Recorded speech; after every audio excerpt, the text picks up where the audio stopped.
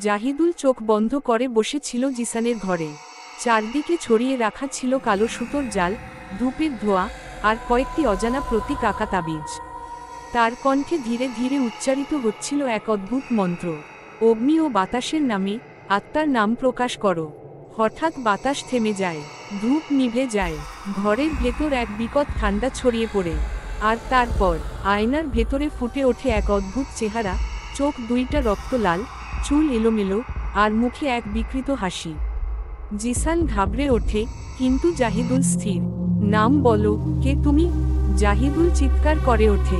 আয়নার ভেতর সেই ছায়া হেসে বলে, আমি সেই, যে একসময় দেবতা ছিলাম।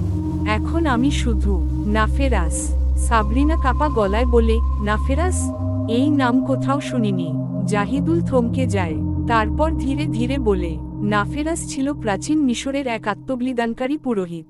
সে মৃত্যুকে জয় করতে চেয়েছিল, নিজের আত্মা কফিনে বন্দি করে রেখেছিল, একমাত্র উপায় ছিল দরজা খোলা।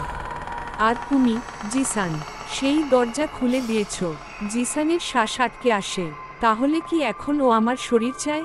হ্যাঁ, সাবরিনা ধীরে ধীরে বলে, তুমি নিজেকে যত বেশি দুর্বল করবে, সে তত সহজে তোমার দেহে প্রবেশ করবে। তবে জাহিদুল জানায়, এখনও একটা পথ আছে। তাকে ফের কফিনে বন্দি করা সম্ভব, সে বলে, কিন্তু তার জন্য দরকার হবে তার আসল আত্মার প্রতিচ্ছবি, যা শুধু দেখা যায় তার মৃত্যুর জায়গায়। তারা সিদ্ধান্ত নেয় মিশরে গিয়ে নাফেরাসের পুরনো সমাধি খুঁজে বের করতে হবে। তবে এক সমস্যা, নাফেরাস জানে তারা কি করছে। সে এখন শুধু ছায়া নয়, সে স্বপ্ন, আয়না, অন্ধকার, সব জায়গায়। রাত বাড়তেই জিসান আবার ঘুমাতে যায়। স্বপ্নে সে দেখে একটা মরুভূমি, তার সামনে কফিন, আর সেই কফিনের ওপর বসে আছে নাফেরাস। এবার সে আর ছায়া নয়, সে জিসান হয়ে গেছে। সে বলে, তুমি সময় পাবে না, জিসান, আমি আসছি। জিসান চিৎকার করে উঠে বসে। ঘড়িতে বাজে রাত 3:33।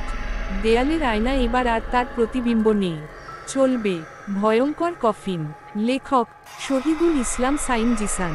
পরবর্তী পর্বের জন্য সবাই কমেন্ট করুন এবং সাবস্ক্রাইব করে রাখুন। পরবর্তী পর্ব পোস্ট করার সাথে সাথে আপনার কাছে নোটিফিকেশন চলে যাবে।